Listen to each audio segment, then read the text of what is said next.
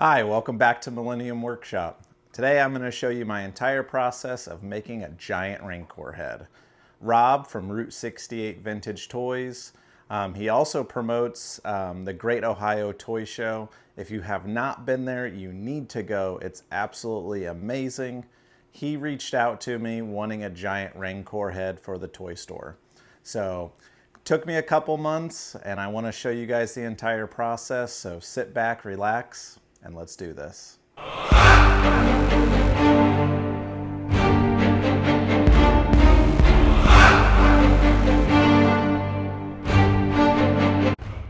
Alright, so the files that I used for the Rancor head came from Galactic Armory.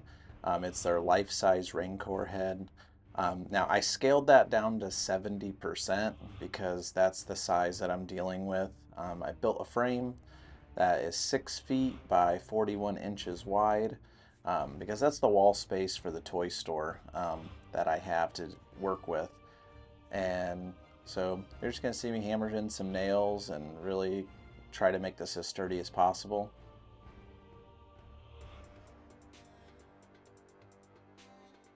Man, can I hammer fast.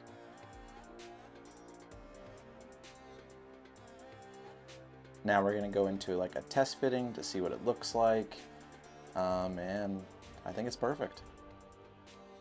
So this was about 69 pieces, all plastic welded together and glued.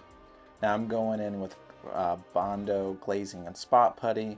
This doesn't have to be super smooth. I'm actually using a glove that has like little bumps on it because a Rancor skin whatsoever would not be smooth. So the more texture, the better. So this doesn't have to be perfect, but we're just trying to blend those weld spots.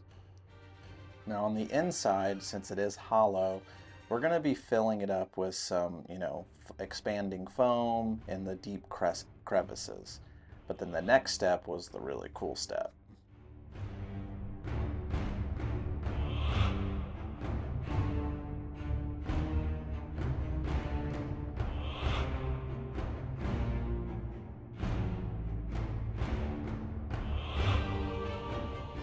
So I reinforced it with a 2x4 so that I can bolt it to the frame that we made. Now you see that I zipped some screws through the actual 3D print, so I'm going back over those screws and melting some PLA over it and smoothing that so they kind of disappear. All right, now it's time for some science. So I bought this fence post foam. So basically we got to break it, like roll it up and break it into the top one, cut it and dump it. So let's try it. This stuff actually worked surprisingly well. I was absolutely shocked on how much expansion out of this little bag. I did 1 can of expanding foam and then I did 1 bag. Might have been able to do 2 bags, didn't really see the inside of it after I flipped it. But I know that there was a couple spots that it split the PLA and it oozed out, so it definitely filled up completely. Now I'm going in with a truck bed liner to give it some more texture. So I really didn't even sand any of the Bondo because I know that we're just adding more texture to this. Now I did sand and smooth the eyes because those need to be super smooth. So those I did not get any truck bed liner or any Bondo, so keep that in mind while you're doing this. But you can just see from this, it looks like skin for a Rancor. Now I'm going to go back over the entire thing with a filler sandable primer just to fill in any crevices or any lines that might be poking through. There really wasn't any, but it's always good to kind of have a nice primer base coat over the truck bed liner. Now we're going to go into base coating. So I went with a hunter green.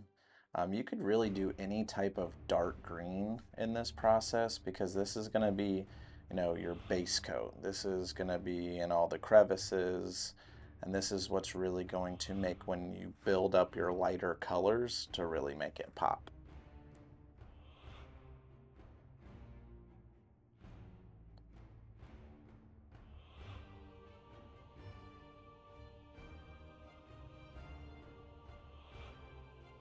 There's a nice little 360 of, you know, kind of the process of that base coat.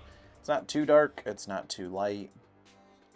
In shadows, it's really dark, but then, you know, in the bright sunlight, it's, you know, a lighter green, which it really turned out really good.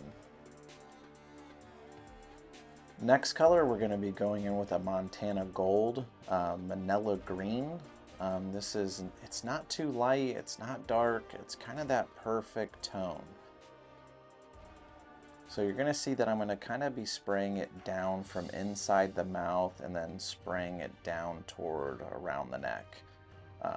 Because we don't want to go too overboard, because we really just want to have some light spots and, you know, leave kind of the darker crevices dark.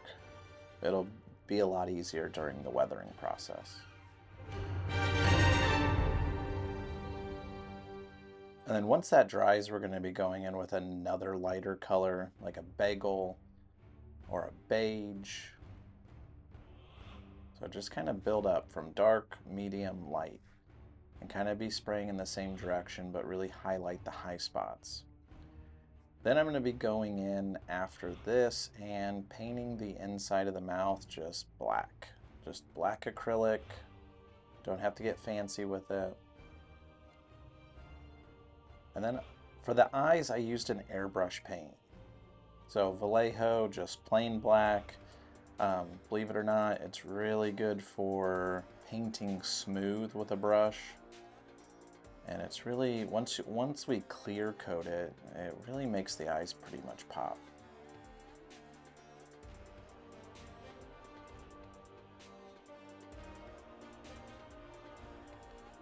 And then once we got the tones of the high spots, the low spots of where we want it to be, now it's really going to make it pop is doing a black oil wash. You can do different colors. You could dive into some browns here if you want.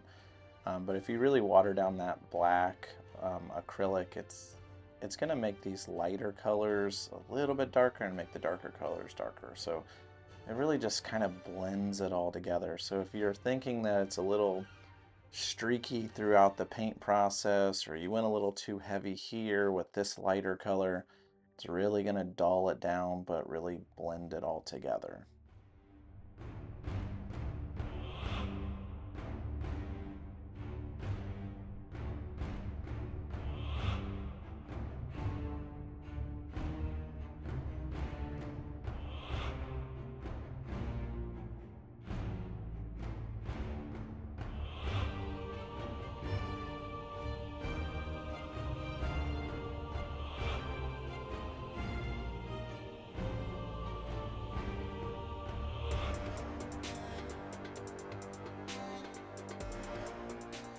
Now, I recommend mixing a bunch of your black weathering, your black acrylic.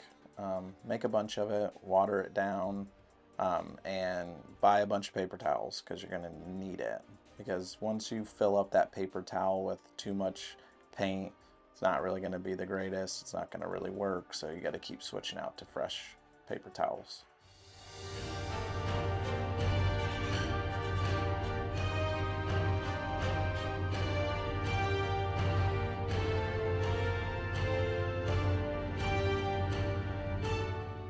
Now while that's drying, we're going to get right into making the tongue.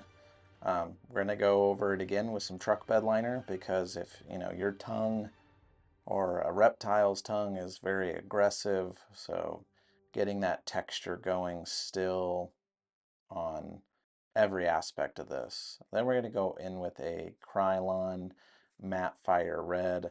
It's going to be super bright, but yet we're going to do another black wash acrylic over it. And that's going to really dull down that bright red that you're going to see. I mean, it's bright.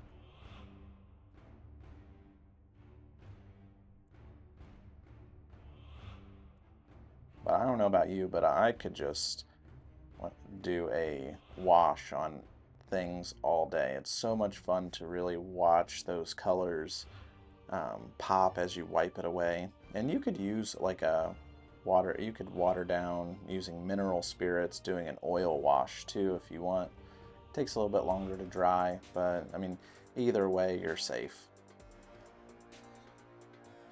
now it's time to just install the tongue. So my thought here was, okay, I'm just gonna get it glued in the best I can, because we're gonna give this Rancor drool, and we're gonna be using Gorilla Glue for that, and that's gonna help glue in the tongue from the front. So the tongue's not gonna go anywhere at the end of the day, so just kind of get it in there.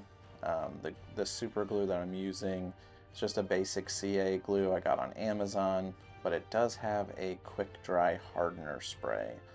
So if you don't have any of that, I strongly recommend using it, because it does really help in the process of making stuff.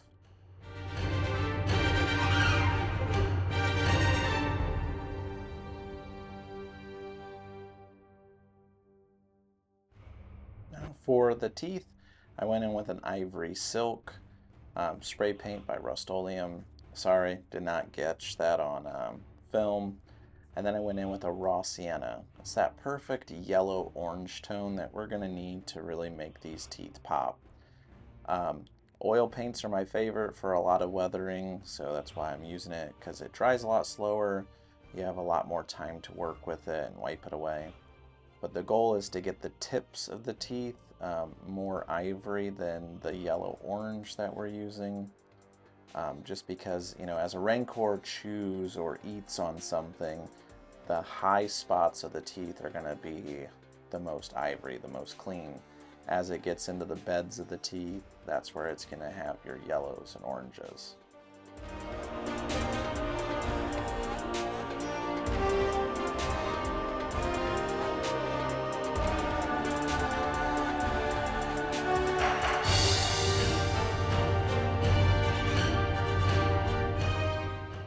Now, once you're 100% satisfied with how you've weathered the teeth, it's time to install. And this right here is where it comes in very handy to have that hardening spray to quick dry that super glue. Because standing here and holding these teeth while they dry in place, not the most fun. But we're also going to be doing, like I said earlier, the saliva. We're going to be using a Gorilla Glue. So we're going to be going around the teeth for the drool, and that's going to help glue the teeth in and make them even more secure.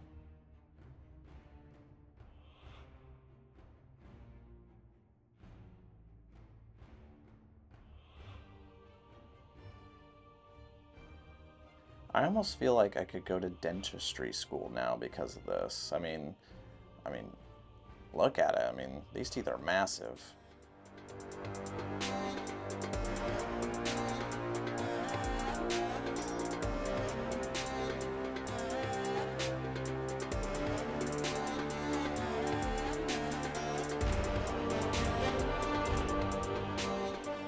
Now for me, this is where the true fun begins on this project.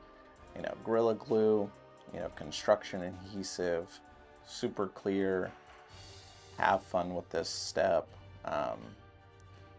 What I tried to do is mainly go from inside the mouth, under the tongue, and then pull it down, let it ooze out, put a bunch on the top of roof of the mouth, let it drip down naturally, let it get all over the tongue. There's no perfect way of doing this. You can use any type of like silicone to make this happen. You could even use hot glue if that's all you have access to. But just have fun with this part, because this part for me is what started to really kind of bring it to feel more real, and you'll see it coming up here soon.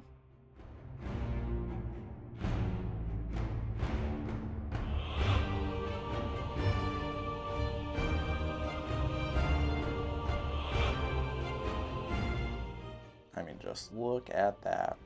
Now, this Gorilla Glue construction adhesive, I mean, within 30 minutes, it's hard. It fully cures after about 23 hours.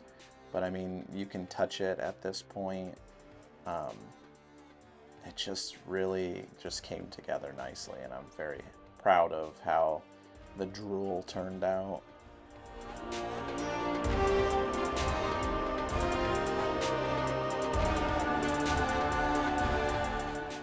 Now you can use just about anything here. I used a concrete patch to create the texture for basically the wall. I was going for a cantina, bounty hunter, Jabba's lair type of vibe. Now I'm not going to show you how I did the like greeblies for this, because at the end of the day you could really do this part, that part, however you want. You could add pipes, you could add some antennas, you could make this almost look like anything. I mean, Star Wars seems like a lot of things were just kind of thrown together. I mean, in my Roger Christian interview, you know, things were just kind of thrown together, glued together, painted over, and that's kind of really what brought Star Wars to life. So have a lot of fun with this. Go in a bunch of different directions. Don't go all in one direction, unless that's how you want it to look. I went with a sand wall paint, and then I watered it down so it could like kind of soak into that concrete patch. But I feel like it turned out to be a really good color, because once we do a weathering on it, adding some more, you know, like a black wash or a brown wash, it's really gonna not make it look as bright as it does right there in this.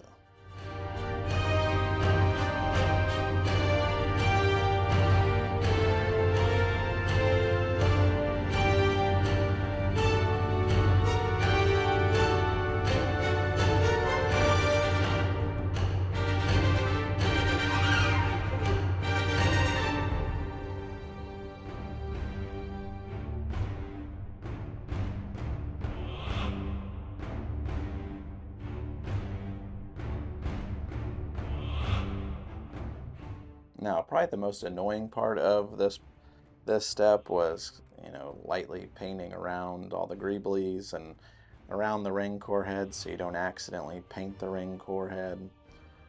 So that was a little time consuming, but you know, I had months to work on this, so it wasn't so bad at the end of the day.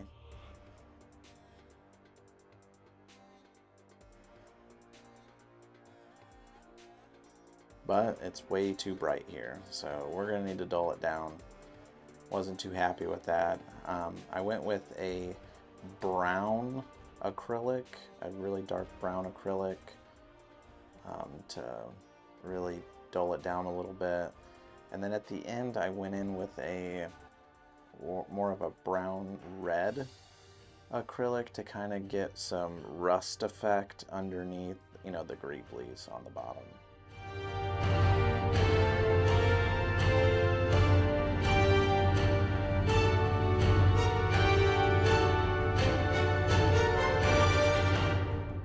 Now, since this toy store that this is going up into is local to me, you know, I wanted to do like a custom plaque here. So this greebly I 3D modeled, and then I added some metal parts to it randomly to kind of just make it look a little bit different from what I modeled it. And, you know, putting a plaque on it.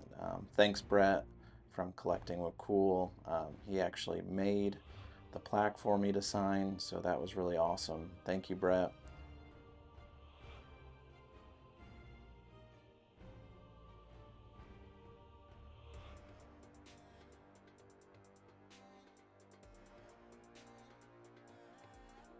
And then back to some more wash.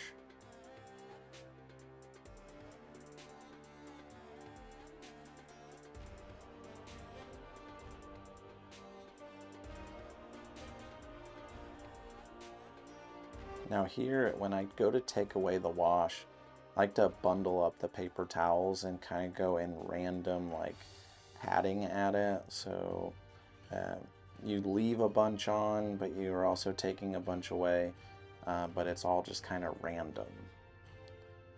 And after you get it to where you want, it is finally finished. Got the stamp of approval from Rob on this, and his face was absolutely priceless when I dropped this off. When we go to hang the Rancor up in the toy store, I'm going to catch that on film for you guys so you can see it, because it's going to look amazing.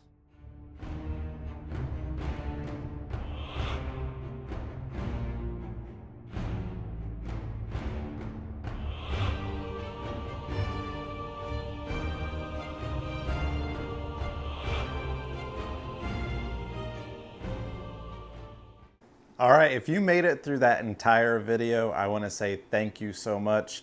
You now know the basic steps on how to bring this Rancor to life. And if you make one, definitely tag me on Instagram or on Facebook. And everyone that has started following me, and you know, all the comments that you guys have done on YouTube and on Instagram and even TikTok, I just want to thank you. It has absolutely been a wild ride since I started YouTube, and it's all because of you guys. It's been absolutely amazing. You know, documenting everything that I'm making and everything that I'm doing so that my daughter one day can show my grandkids. It is just awesome, and I'm glad you guys are all along for the ride. So thank you, and I'll catch you on the next one.